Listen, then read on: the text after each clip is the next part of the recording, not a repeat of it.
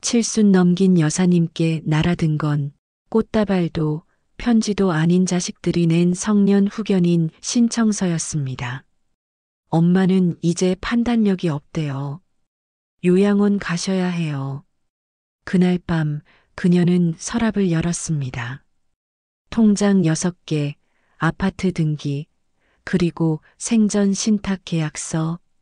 이 옥순이 만만한 할미 아니야. 재산을 지킨 할머니의 반격, 그리고 내 이름을 건 노후 혁명. 지금부터 시작됩니다.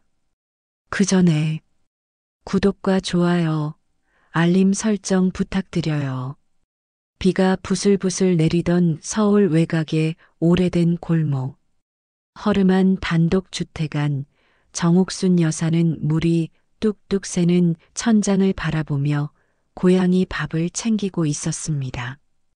고양이 이름은 순자, 정자, 말자. 3마리 다 길거리에서 구조한 아이들이었죠. 비 오는 날엔 순자 니가 제일 먼저 젖더라. 어이구, 이놈의 천장. 그녀는 7순을 훌쩍 넘긴 나이지만 무릎도 허리도 여전히 곧았습니다. 아침마다 정자산 등산을 다니며 건강을 지켜온 결과였죠. 하지만 그런 그녀에게 요즘 이상한 바람이 불기 시작했습니다. 엄마, 혼자 사는 거 너무 위험해요. 요양원 상담만이라도 받아보세요. 이제는 치매도 걱정해야죠. 장녀 윤미는 며칠 전부터 자꾸만 요양원 얘기를 꺼냈습니다. 둘째 아들 상훈도 막내딸 미라조차 예전 같지 않았죠. 너희 무슨 일 있냐? 정 여사가 물었을 땐 고개만 절레절레 흔들 뿐이었습니다. 하지만 그녀는 눈치챘습니다.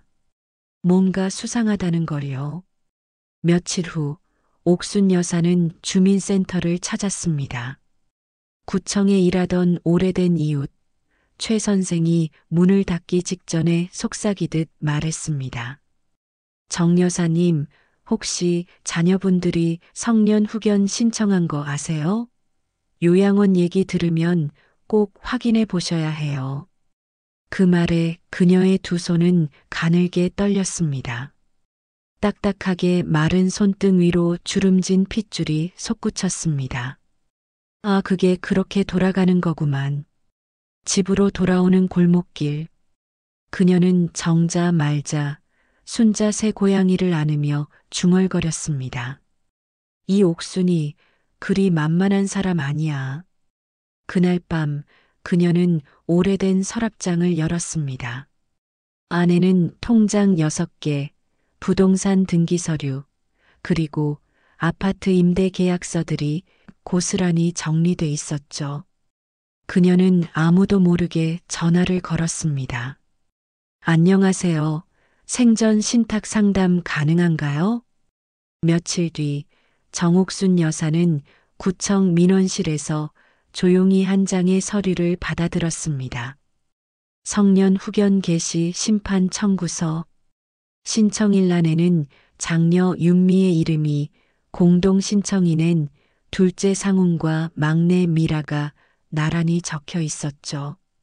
미친 것들이. 평생 자식 뒷바라지만 하고 살아온 세월. 설마 했던 일이 이렇게 서류로 돌아오자 그녀의 등골은 서늘하게 굳어갔습니다. 내가 치매라고? 내가 판단 능력이 없다고? 허참. 그날 저녁 윤미가 들고 온 죽 한 그릇을 앞에 두고 옥순 여사는 묻지도 따지지도 않은 채 미소 지었습니다. 이제 와서 이런 것까지 해다 주고 효도 안 해? 엄마, 혼자 계신 게 걱정돼서 그래요. 요즘 뉴스 보세요. 강도도 많고. 하지만 그 눈빛엔 미묘한 흔들림이 있었습니다. 윤미는 알았습니다. 엄마가 뭔가 눈치챘다는 걸. 옥순 여사는 그날 밤 이웃 최정혜 씨를 불렀습니다. 구청에서 은퇴한 그녀는 법 관련 업무에도 밝았고 무엇보다 20년 넘게 고락을 함께한 친구 같은 존재였죠. 나 이 집 팔려고. 말자하고 정자도 같이 가야 하니까 방 3개짜리면 좋겠지? 정희는 깜짝 놀랐습니다. 정말로? 이 집에서 나가게? 응.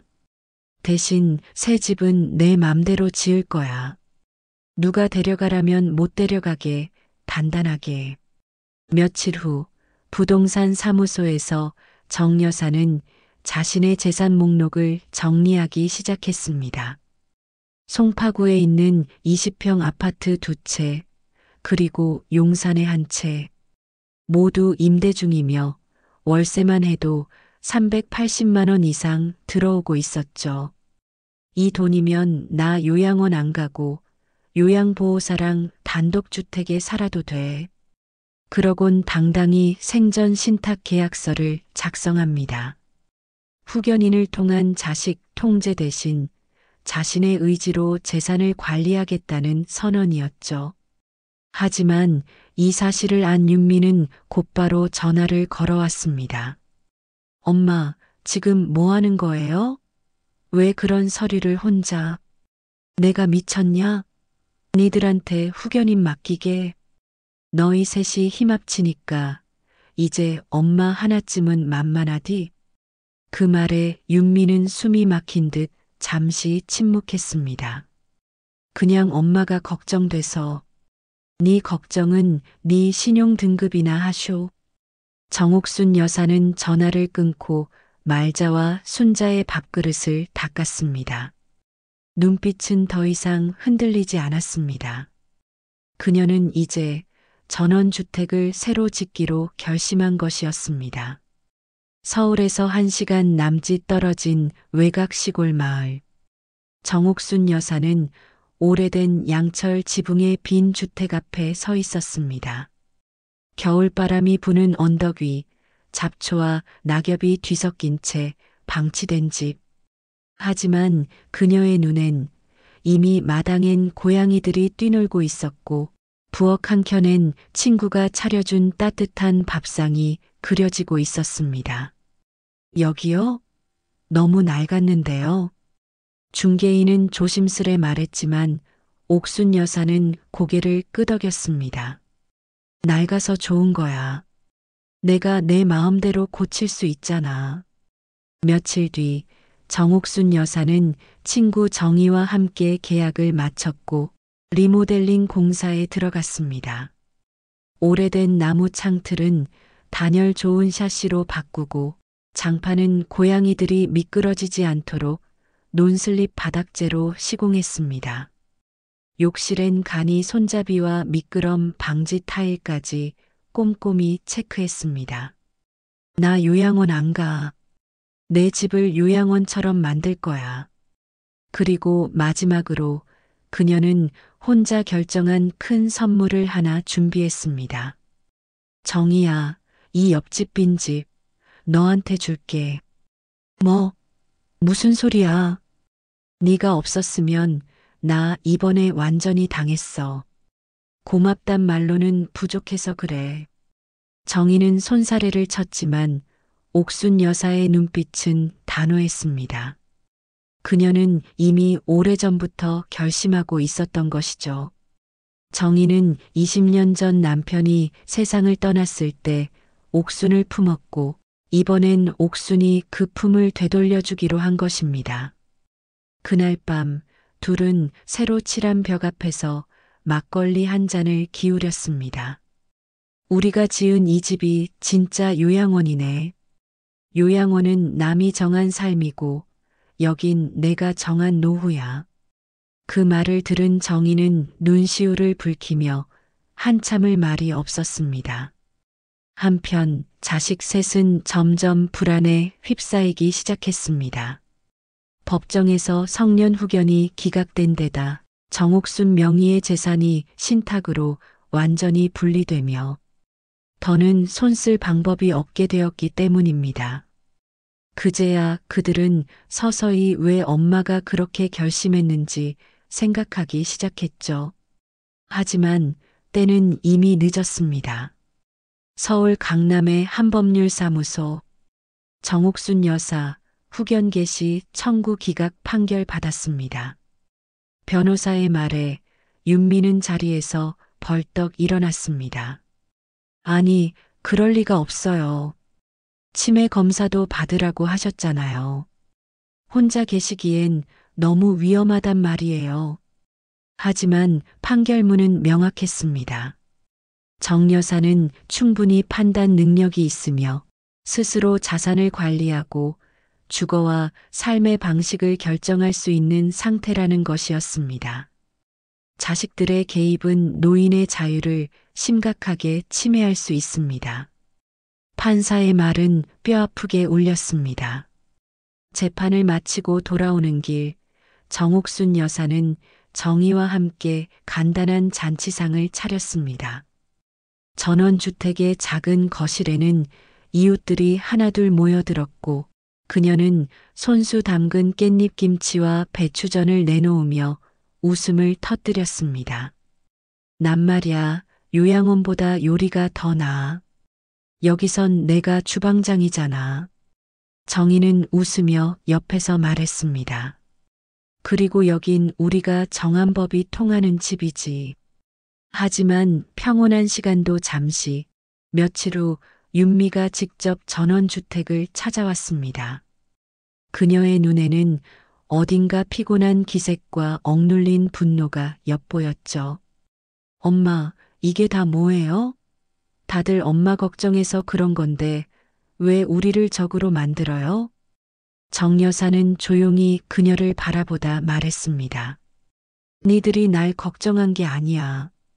내가 가진 걸 걱정한 거지. 그 말에 윤미는 아무 말도 못했습니다. 차마 아니다라고도 맞다고도 말할 수 없었죠. 어릴 때 네가 그랬지. 우리 엄마는 세상에서 제일 부지런한 사람이라고. 근데 이제 와서 치매라고 몰아붙여? 나는 아직도 날 기억해. 네 엄마가 어떤 사람인지 말이야. 순간 윤미의 눈에 눈물이 고였습니다. 엄마, 우리 너무 멀리 간 걸까? 돌아오면 돼. 내가 안 열어주는 문은 없으니까. 하지만 그녀는 단 한 가지는 분명히 했습니다. 재산은 안 줘. 엄마는 사람은 용서해도 방식은 용서 못해. 그 말에 윤미는 고개를 끄덕이며 조용히 발걸음을 돌렸습니다. 그날 밤 정옥수는 방에 들어가 조용히 고양이들과 누웠습니다. 그리고 천장을 보며 혼잣말을 했습니다. 그래도 아직 딸이구나. 그 말 한마디가 들리긴 하네. 봄 기운이 언 땅을 조금씩 밀어내던 어느 날 정옥순 여사의 전원주택에도 새로운 바람이 불기 시작했습니다. 정의와 함께 준비한 노후 공동체 주택이 드디어 그 모습을 드러낸 것입니다. 우리가 지을 집은 아파트보다 따뜻하고 요양원보다 자유롭고 혼자 사는 것보단 함께 살아가는 집이야. 정옥순 여사는 동네에 붙일 전단지 문구를 그렇게 적었습니다. 정옥순표 공동체 혼자가 아닌 노후를 위한 따뜻한 집, 입주자 모집. 전단지를 본 동네 주민들은 처음엔 코웃음을 쳤습니다. 할머니가 공동체를 해? 요즘 그런 거 잘못하면 돈 날리지. 하지만 예상은 빗나갔습니다. 첫 번째 입주자는 남편과 사별한 후 딸네 집을 전전하다 나온 72세 김말순 씨. 둘째 입주자는 퇴직 후 우울증에 시달리던 68세의 전직 체육교사 박병호 씨였습니다. 여긴 계약금도 없고 월세도 아니고 밥도 같이 해먹는다고요? 정 여사는 고개를 끄덕이며 말했습니다. 당신이나 돌봐주면 나도 당신 돌봐줄 거야. 그게 우리가 만들 계약서예요. 말순 씨는 눈물을 글썽이며 손을 꼭 잡았습니다. 병호 씨는 휑한 눈빛을 닫고 주방의 커튼을 달기 시작했습니다. 공동체의 첫 주간 회의는 마당에서 열렸습니다. 밥은 돌아가며 하기, 병원 동행은 순번제, 그리고 고양이 배식은 옥순 여사 전담. 모든 규칙은 단순하고 인간적이었고 무엇보다 서로를 향한 존중이 있었습니다. 하지만 이 소문은 곧 자식들의 귀에도 들어갔습니다. 막내 미라가 전원주택 앞까지 찾아와 외쳤습니다. 엄마, 여길 진짜 요양원처럼 만들 거예요? 지금 뭐 하시는 거예요? 정말 창피하게. 정 여사는 마당에 서서 대답했습니다. 요양원은 누가 날 감시하고 내가 죽을 날만 새는 곳이야. 근데 여긴 내가 살아갈 날을 만드는 집이야. 미라는 입술을 깨물며 고개를 돌렸고 정 여사는 돌아가는 딸의 뒷모습을 오래도록 바라봤습니다. 그날 밤 공동체 식탁 위엔 세 사람이 만든 만두전골이 올랐고 고양이들은 따뜻한 구석에서 고양이답게 잠을 청했습니다. 정희가 물었습니다. 옥순아, 네가 생각한 대로 돼가는 것 같아? 정 여사는 숟가락을 내려놓고 말했습니다. 응, 돈이 아니라 사람이 남는 노후. 이제 조금 내 집 같아졌어. 서울 도심의 한 세무사 사무실. 어머니가 생전 신탁을 통해 모든 자산을 묶어두셨습니다. 현재로서는 상속은 고사하고 개입할 방법이 없습니다. 윤미는 분노로 손을 떨었습니다. 상우는 얼굴이 굳어 있었고 미라는 노트북을 열어 이런저런 법률 문서를 들춰보았지만 아무 소용이 없었습니다. 우리가 자식인데 왜 못해요?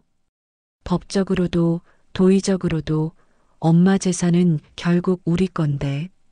세무사는 단호히 잘랐습니다. 그 도의라는 게 어머니 뜻보다 앞설 순 없습니다. 며칠 뒤 자식 셋은 다시 정옥순 여사의 전원주택 앞에 모였습니다. 세 사람 모두 전혀 어울리지 않는 고급 패딩을 입고 있었고 미라는 카메라가 달린 스마트폰까지 켠 상태였습니다. 어머니, 지금 이 집에 다른 노인들이 같이 사는 건 법적으로도 문제가 될 수 있어요. 이거 뉴스에 나가면 무허가 요양시설로 처벌받을 수도 있대요. 정옥순 여사는 고개를 끄덕이며 말했습니다. 뉴스 좋지. 찍어. 여기서 밥 같이 해 먹고 병원 같이 가고 청소 나눠서 하는 게 무슨 처벌받을 일이니? 이게 사람 사는 집이지. 상훈이 얼굴을 붉히며 말했습니다. 엄마, 그래도 이건 아니에요. 우린 그냥 엄마가 혹시라도 잘못되실까봐. 그래서 날 법정에 세웠니? 치매냐 아니냐. 나 없이 회의하고 후견인 서류 만들고 니들이 무슨 권리로 날 그렇게 몰았는데. 순간 미라가 카메라를 껐습니다. 그제야 그녀의 눈빛에서 두려움이 빠져나가기 시작했습니다. 정옥순 여사는 문 앞에 서서 마지막으로 말했습니다. 니들이 날 걱정했다면 나랑 밥 한 끼라도 같이 먹었겠지. 나 대신 은행에 같이 가줬겠지. 근데 니들은 내가 가진 것만 걱정했어. 그거 지키려고 니들 손에 들어가면 엄마는 그냥 하나의 계약서야. 그 말에 윤미는 결국 무너졌습니다. 그동안의 억지와 계산이 엄마의 눈빛 한 줄기에 녹아내렸습니다. 엄마, 우리가 정말 그랬나 봐요. 그냥 엄마가 다 알아서 하셔도 돼요. 우리 너무 늦었죠? 늦었지. 그래도 밥은 먹고 가. 니들 세 명이랑 먹는 밥 10년은 넘은 것 같으니. 그날 밤 조촐한 저녁상이 차려졌습니다. 비록 고양이 밥그릇 옆자리였지만 정옥순 여사는 자식 셋과 마주 앉아 조용히 밥을 먹었습니다. 하지만 그들의 자리는 공동체 식탁 끝자리였고 식기도 반찬도 모두 입주자들과 동일했습니다. 그녀는 말했습니다. 여긴 누구도 먼저인 사람이 없어. 그게 내가 만든 집의 규칙이야.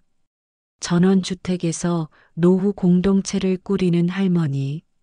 어느 날 SNS에 올라온 한 장의 사진이 순식간에 화제가 되었습니다. 3명의 노인이 마당에서 고양이들과 함께 도란도란 식사를 나누는 모습. 그 아래에는 이런 문장이 적혀 있었죠. 우리는 서로를 간병하고 위로하고 웃겨주는 가족입니다. 혈연이 아니라 연대의 가족. 그 사진을 본 한 지역 기자가 취재를 시작했고 곧이어 방송국과 신문사에서도 정옥순 여사의 공동체를 다뤘습니다. N방송 시니어 라이프 코너에선 그녀를 이렇게 소개했습니다. 서울 외곽에서 시작된 작은 반란. 아파트 세 채를 굴린 백만장자 할머니가 자식이 아닌 친구와 만든 노후. 방송이 나간 다음 날 공동체 앞엔 전화를 받고 찾아온 어르신들이 줄을 섰습니다. 치매 남편을 돌보느라 탈진한 아내, 자식에게 버림받고 쫓겨난 할머니, 퇴직 후 삶의 의미를 잃었던 이들이 조용히 문을 두드렸습니다. 정 여사는 이들에게 한 가지를 물었습니다.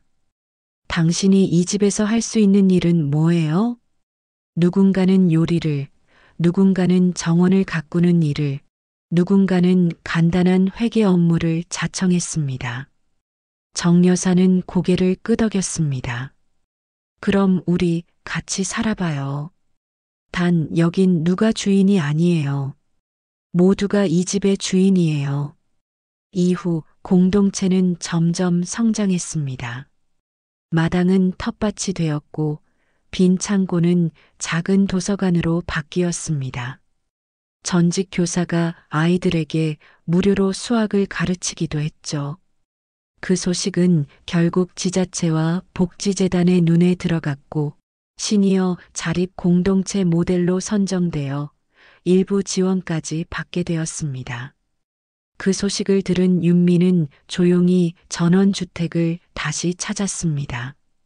엄마, 나 여긴 진짜 엄마가 꿈꾸던 집이네요.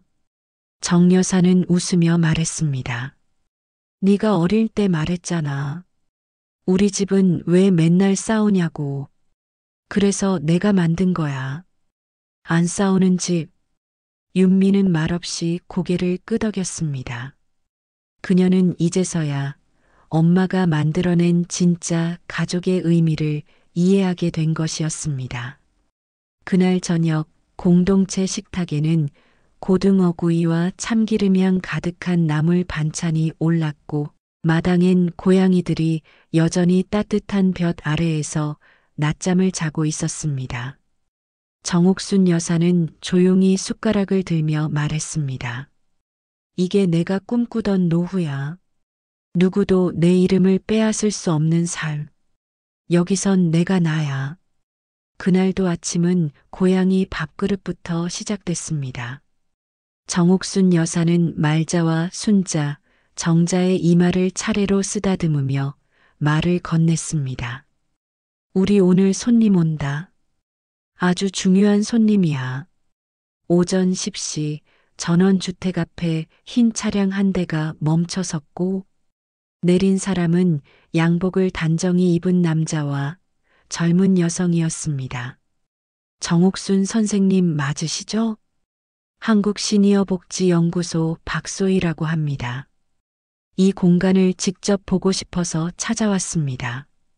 그녀는 정옥순표 공동체가 전국적인 주목을 받으며 노인 단독생활 대안 모델로 주목받고 있다는 사실을 전했습니다. 정부 차원에서 유사 공동체를 확산시키는 안을 검토 중입니다. 정 선생님의 운영 방식이 큰 영감을 주었습니다. 정옥순 여사는 조용히 웃었습니다. 누가 그랬죠? 노인은 관리받아야 한다고. 근데 말이에요. 노인은 기억이 있고, 살아온 방식이 있고, 스스로 선택할 수 있는 능력도 있어요. 그걸 인정하지 않으면 그건 복지가 아니라 억압이에요. 그날 오후 정희가 마당 의자에 나란히 앉은 그녀에게 물었습니다. 네가 남긴 건 결국 집 세 채가 아니라 이 한 채네. 그래. 집을 넘긴 게 아니라 삶을 넘긴 거니까. 이 집에선 누구도 나를 뺏어가지 못했어. 며칠 뒤 정옥순 여사는 조용히 유언장을 작성했습니다. 법적 절차에 맞춰 이 집의 소유권은 공동체 명의의 생전 신탁으로 이전됐고 공동체의 운영은 입주자 회의와 신탁 이사회를 통해 이어지도록 설계되었습니다. 내 이름으로 만든 집은 내 뜻으로 지킨다. 그 말 한마디는 끝내 그녀를 요양원 아닌 이 집에 남겨두었습니다. 계절이 한번 바뀌고 정옥순 여사는 마당의 벚꽃 아래서 고양이들과 함께 조용히 숨을 거두었습니다. 이웃들은 조용히 그녀를 배웅했습니다. 자식들은 각자의 방식으로 무릎을 꿇었습니다. 그녀의 유언장이 낭독되는 자리에서 마지막 문장은 이렇게 적혀 있었습니다. 재산은 지켜주는 사람에게, 이름은 나를 기억하는 사람에게. 나는 요양원에 가지 않았다. 내가 지은 집에서 내가 정한 삶을 살았다. 이야기 잘 들으셨나요? 이야기가 마음에 닿으셨다면 구독, 좋아요 부탁드려요. 여러분의 노후는 어떤 집에서 누구와 함께하고 싶으신가요?